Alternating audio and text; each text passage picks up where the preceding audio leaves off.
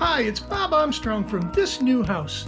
This week we check back with a mid-Michigan homeowner and we look into the progress he's made on the build-out of his new woodshop. Let's check it out. Well, it's Michigan, and if you wait a whole day, the weather will completely change. But if you want to see the progress we made in our first episode, click the link in the upper right-hand corner. Fourth wall break inside a fourth wall break. That's like 16 walls.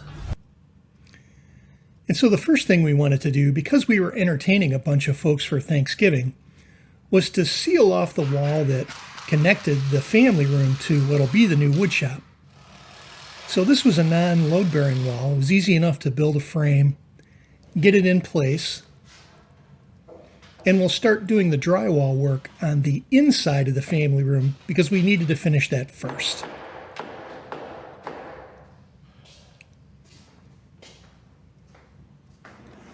And I don't show it on video, but we wound up using these Tapcom concrete anchors down into the sill plate to anchor it to the floor.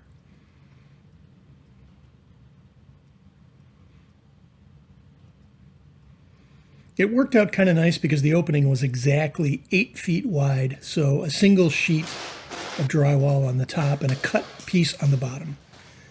I also found some insulation left by the old homeowner and thought it would be great to add some more soundproofing to the wall. 2 hits. Me hitting you, you hitting the floor. Anytime you're ready, pal. So when it came to the flooring, I had my heart set on epoxy coating, but this turned out to be a little problematic as well as expensive. I didn't have a center floor drain to be able to pressure wash the floor or acid etch the floor. So with a good mopping and a degreasing, I found that this plank floor tile turned out to be a little bit more expensive than $1 a square foot, but it actually looks great and turned out to be less expensive overall. Which means the scare floor will be Painted? Now when it comes to paint, every time we move, we wind up having a bunch of leftover paint that we have to get rid of. And instead of doing that, if you combine all the colors from white to gray to brown, even a little bit of blue, it turns out to be a lovely shade of taupe. And so we wound up with a little bit more than 4 gallons. And that was enough for us to paint the finished wall inside the family room. And there was enough paint for us to actually do the inside of the woodshop.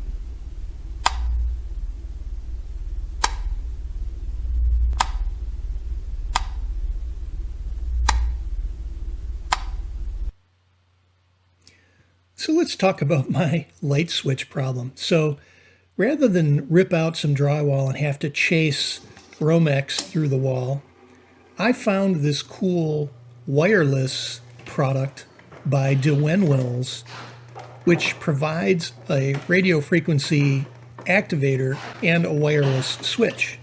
And so I've got 2 different light banks in the ceiling of the woodshop.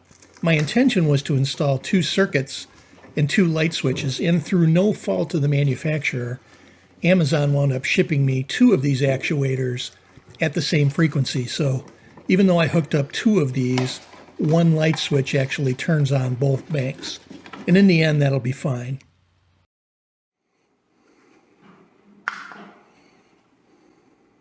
Do you see the light? Yes! Yes! It actually works really great. And so now with Thanksgiving out of the way and everybody enjoying the basement family room, we decided to finish up the drywall inside the shop and get on with our next set of projects. And so plenty of paint left over to get the room done. And the old green was just terrible. It had to go. Well, the green's gone, but it kind of looks like baby poop brown. But free is free.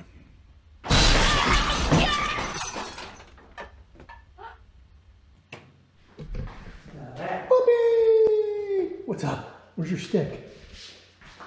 That's too big for a stick. Yeah, let's get your table saw in here before you put that door on. So we actually kicked around the idea of creating our own cabinets because then we could mix in our power tools in between them. But as it turns out, we found a great deal at one of our home centers for these ready-made cabinets. And because both Matt and I are of the 6-foot plus variety, we raised them another 1.5 inches off the ground just so that we don't have to bend over as far to get to the countertop. And this actually worked out really well.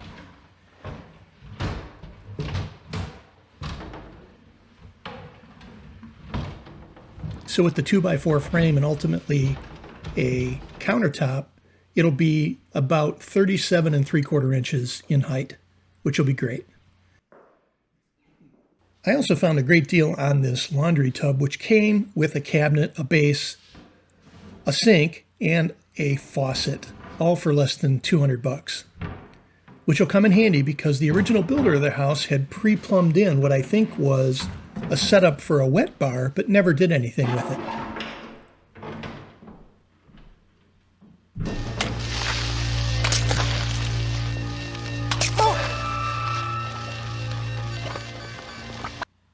So I do actually have a countertop problem. All of my cabinets total 16 feet 6 inches in length. So by buying 2 countertop grade pieces of particle board at 8 feet in length, it's not going to get me complete coverage.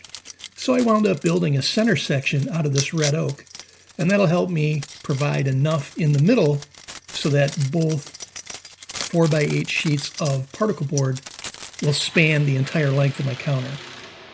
So while Matt finishes up the cabinet construction, we can move on to the laminate. But before I do that, I wanted to give a shout out to my nephew Brian, who's a graphic artist. He does commercial design for metal, rock bands, and other clients too. His designs are gothic and dark, but very cool. Check it out. I'll add a link to his site in the video description. And so now scoring the laminate and getting it up on my countertop, it's easy enough to just snap it off into 2 pieces.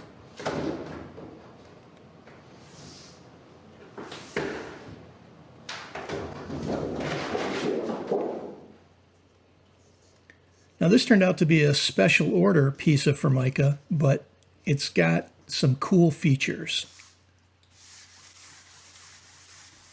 This is actually whiteboard material, and if you look closely, you'll see a 1-inch check pattern across the entire surface. So it's going to be great for laying out projects on the counter.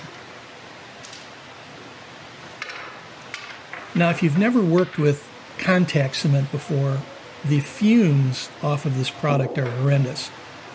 So you can hear the fan in the background. We've got the windows open.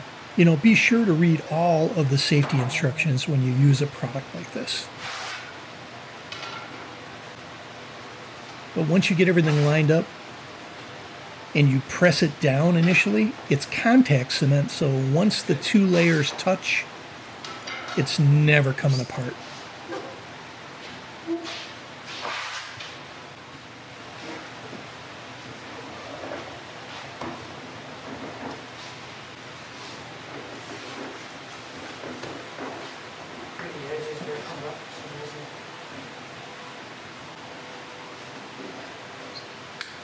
Pressing down, it should stay down. Essentially, you're going to have to break this.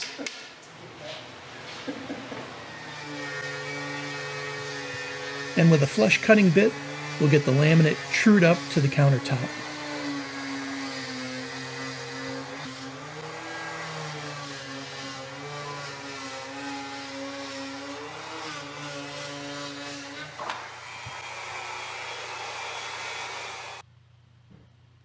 Get on with it. Yes, get on with it!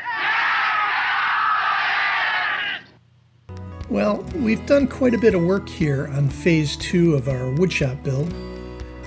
And with a new floor, a new set of countertops, freshly painted walls, we're looking forward to the next round of projects like the dust collection system in the corner. We've got to finish the faces of our cabinets and start to lay out other tools.